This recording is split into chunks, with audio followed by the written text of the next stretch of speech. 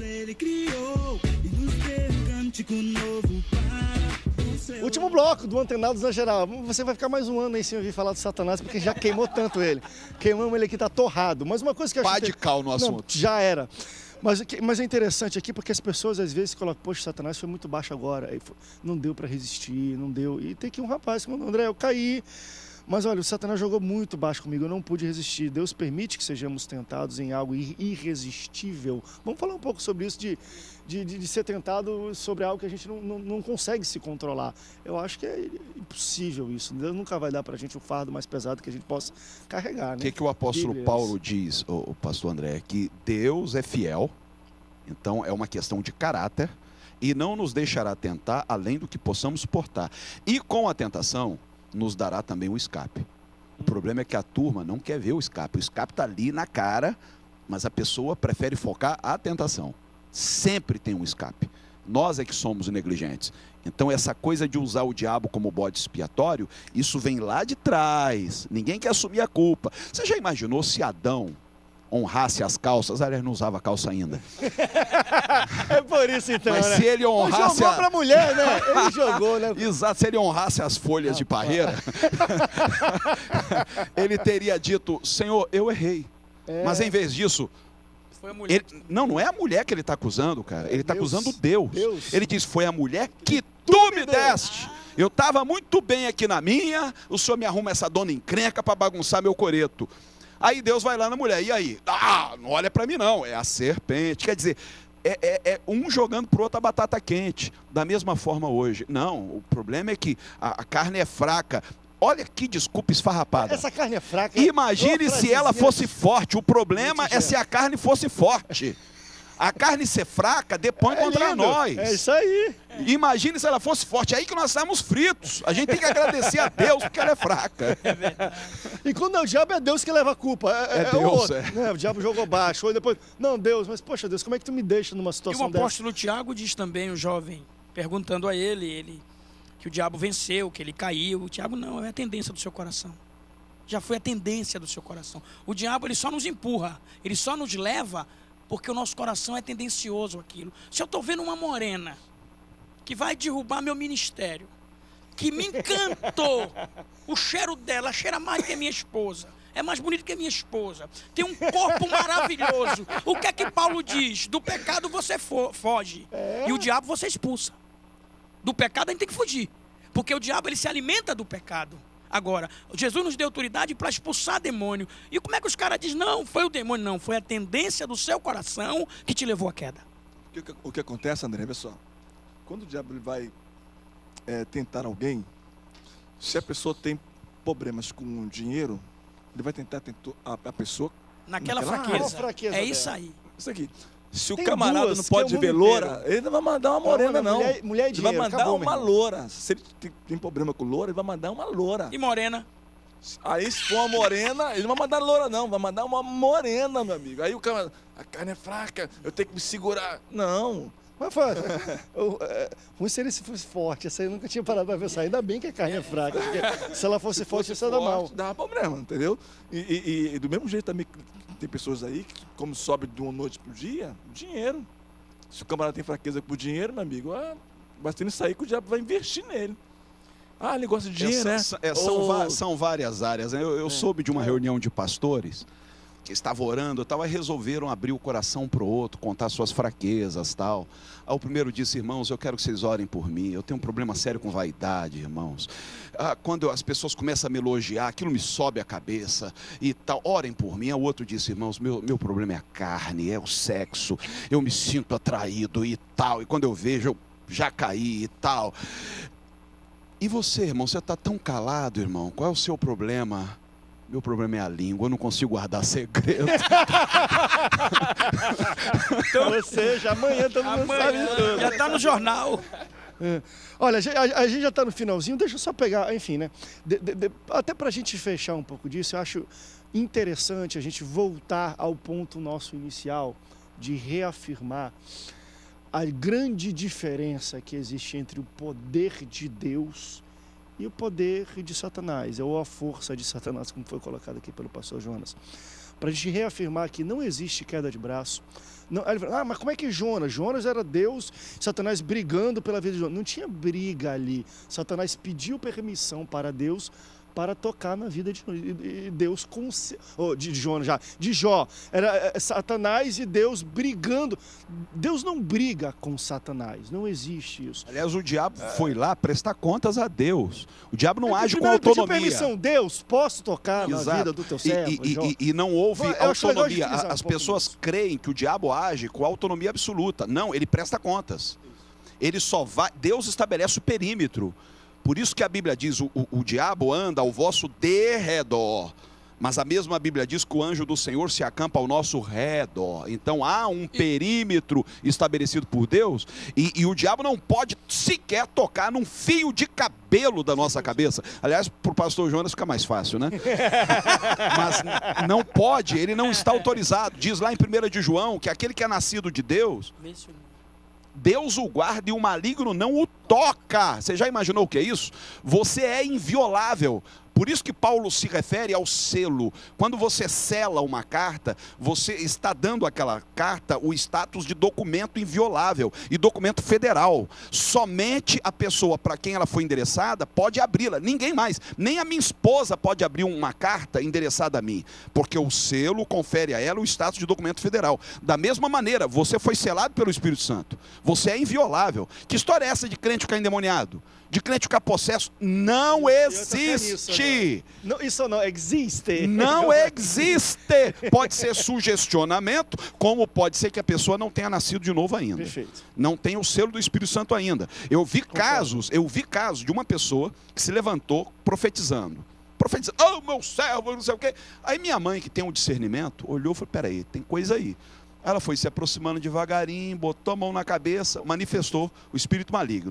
Deu gargalhada e no meio da multidão disse, sou eu, tenho enganado muita gente e tal. E esse profeta tinha alguns seguidores, né, um secto. Quando acabamos de expulsar aquele espírito maligno, ele foi lá para perto da cantina, para o pátio da igreja, e o secto foi atrás. O culto continuou, daqui a pouco eu estou ouvindo, eis que aquilo outro. Eu falei, o que está acontecendo? Larguei o microfone e fui lá ver. Ele estava profetizando para a turma e estava todo mundo, fala Deus, fala. Gente, será que eles não acabaram de ver o que aconteceu ali durante o culto? Aí eu tive que tomar a iniciativa, impus as mãos, manifestou novamente com o espírito maligno, jogou a mão para trás, deu aquela gargalhada, e as pessoas dizendo, fala a Deus.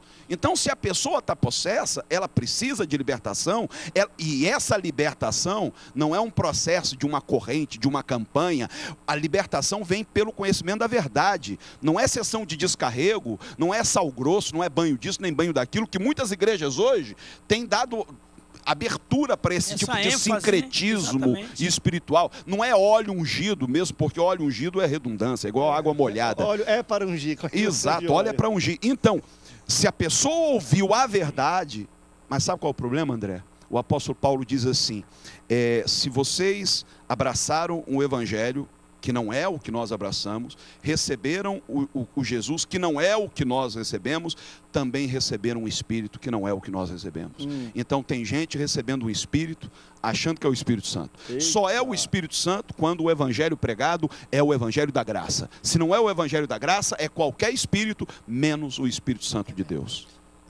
Isso é um ponto que dá para fazer um debate inteiro só em cima disso, de pessoas que acham que estão adorando Deus da Bíblia, seguindo as leis dele, mas não estão pelo tipo de ensinamento que é passado por eles. É uma coisa que é muito interessante. A gente tem que entender que o discernimento realmente nesse momento é algo que tem que ser muito forte, principalmente nos pastores e liderança da igreja.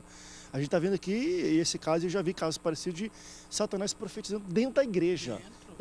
E se é um local onde não tem alguém com discernimento, meu irmão, todo mundo se cala, não tem culto, e ele fica profetizando lá. E de alguma maneira a gente volta para aquele coisa, não passa pela cruz, é atalho. Aí a pessoa, ao invés de ler a Bíblia, buscar em Deus o que Deus quer ouvir o que um profeta vai falar para o futuro. Faz isso, deixa de fazer aquilo. Dons, né? Isso é perigoso. Mas às vezes para algumas pessoas tem mais valor o profeta do que a própria Bíblia. Porque é atalho. Porque quando é atalho. Porque o que acontece, o que nós profeta estamos vendo, é o oráculo. lá em Magé, tinha uma irmã lá que supostamente só chegava de branco na igreja 2 horas da manhã, vigília. 2 horas da manhã, a irmã sentava lá, botava a cadeira lá. E todo mundo chegando lá, e a irmã contava todo mundo, né? Profecia para todo mundo. Eu tinha um irmão, né, um pastor amigo nosso, ele já de idade, bem de idade, chamado Salomão. Vai lá, Salomão, tem uma visãozinha para você. Tem uma visãozinha para você, ótimo, né? Não quero. Vai lá, vai. Muito custo, Salomão desceu. Quando ele chegou, parou de frente para a irmã e falou assim, demônio, qual é o seu nome? Na mesma hora a irmã caiu, suposta irmã, caiu, rastejava igual cobra ali. Falou que ali, há muitos anos ela estava enganando ali. Ninguém tinha o discernimento de espírito para poder discernir isso aí. Há vários anos ali. E assim como esse, tem muitos casos por aí em que Deus não está mais na igreja, em que o diabo está reinando, só estou achando que Deus está ali, quando o Senhor está fora dali há muito tempo, André. Infelizmente, é uma pena isso, mas nós estamos vivendo isso em algumas igrejas. Nós estamos aqui no início de ministérios fundados, igrejas em cima de coisas desse tipo. Você quer ver uma coisa que eu acredito? De ter igrejas grandes lideradas. Eu vou falar aqui diante de uma rede de TV, é uma coisa que eu não acredito. A igreja que sai em rebelião, meu irmão, e eu vou colocar assim, 77%, 57%, ou seja, que sai debaixo de rebelião, quem reina nela é o diabo. Eu posso discordar do Senhor teologicamente, mas o Senhor será eterno meu amigo. Eu quero estar sempre pregando no seu púlpito, porque o pai da discórdia é quem? E quem está reinando? Eu sempre digo às minhas lideranças, saia e deixa o brilho da lesma, deixa a porta encostada. O próprio nome diabo, etimologicamente, diabo, a gente costuma dizer que é adversário, né? Adversário é Satanás. Diabo é aquele que divide. Isso. Então, dividiu é obra do diabo. E assim a gente vê hoje, pastores queridos aqui e os amados, que a gente vê as pessoas hoje, quando você toca no nome de um pastor que era pastor com você, e você vê a pessoa se desfigurar. Não, eu não quero nem ouvir falar. Quer dizer, quem está nesse cara? Porque se você é um homem santo, regenerado, ainda que o diabo esteja usando a língua desse homem para defamar você, você não está pecando contra a sua consciência. Você sabe que a graça, né, a transformação vindoura do Espírito Santo faz você amar essa pessoa. Por isso que eu digo, a única coisa que o diabo não suporta numa igreja não é unção, não é jogar de sal grosso, não é esquilidigo, não é combater as hortas do mal somente no jejum. O jejum que Cristo deixou, que ele tem legião, que as castas só saem com jejum e oração, lógico, mas acompanhada de amor. Porque, irmãos, a única coisa, o diabo ganha alma, o diabo prega, o diabo expulsa ele mesmo, né? O diabo, esse tio meu aí, que eu não quero dar honra a ele fechou todo o terreiro de Sulacap, ele saía dentro da mata, buscava uma caixa de muribundo tatu, botava dentro do rosto e mandava os pais de santo fazer isso. Ele fazia? Não. Então, eles têm essa unção, em suma, de concorrer com o outro. Porque tem muitas igrejas aí hoje que expulsa, que demônio cai, que demônio faz prodígio. Agora, mande o demônio negar a si mesmo e carregar sua cruz. Mande o demônio amar o próximo. E só para a gente terminar, tem 1 minuto, eu acho que, resumindo tudo, se a gente fosse pensar, hoje qual é a grande? Essa é uma visão até própria minha, né? Qual é a grande ação do diabo hoje, talvez, no meio das igrejas? Eu acho que é dentro daquilo que o bispo falou, do próprio nome do diabo, que quer dizer divisão, dividir. Eu acho que a maior ação que o diabo pode fazer dentro do corpo de Cristo é tentar dividi-la. Aquilo que a gente falou, ele não consegue estar dentro, não consegue penetrar, tocar, mas ele tenta dividir através de egos, através de discordâncias teológicas. Ele pega algum caminho que ele acha que possa dividir o corpo de Cristo. E eu acho que essa é a grande dificuldade, talvez, da igreja até brasileira hoje. É a questão da união, que aí falta de amor, a gente pode outra coisa, mas é a divisão. A união, meu irmão, quando a gente se une, ninguém segura, o diabo sai da frente. Agora, a divisão também, ele gosta, pode até estar fazendo cada um a obra de Deus no seu lugar, mas divididos, porque ele sabe que na união tem força, e uma força que ele não consegue nem lutar, nem estar na frente. Gente, obrigado pela presença de vocês hoje, foi forte. Obrigado pela sua audiência, até o próximo Antenados na Geral. Tchau, tchau.